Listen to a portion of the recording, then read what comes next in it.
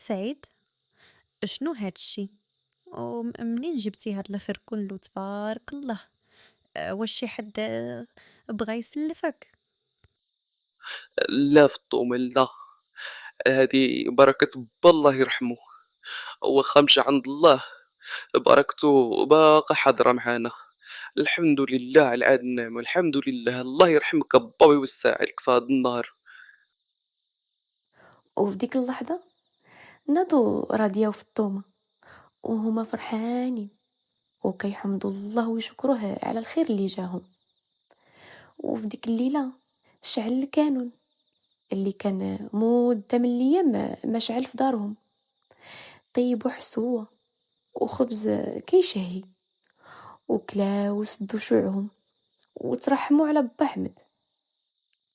ترخف عليهم الحال ولا سعيد كيخرج للسوق ووجهه منور، لابس نقي ويدو عامرة ويعاون المحتاج، وليني قلبه كان حقد على صحاب الرخا.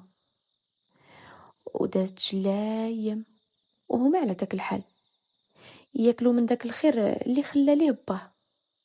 وليني يا سيادي المحنة ما وقفت هنا، حيت الزمان زاد قصى والمطمورة بدات تخوى، والجفاف كان بحال الضيف الثقيل عام ورا عام.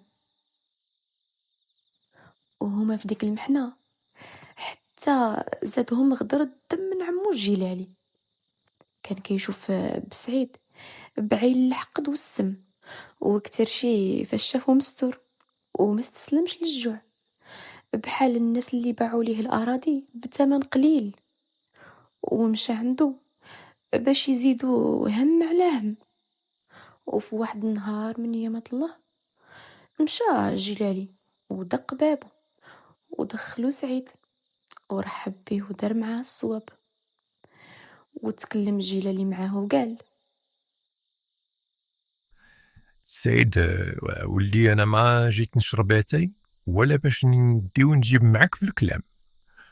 انا جيت ندوي معاك على ديك الارض اللي يبسات وما بقى فيها ما يدار، والديون كثرت علينا، وانا قررت نبيع نصيبي من ديك الارض لواحد البراني. وإلا بغيتي تستر راسك وولادك من الجوع بيع ليا حقك حتى انت فيها، وليني بثمن قليل هكا باش تخرج من هذا الضيق اللي انت فيه. شنو عمي؟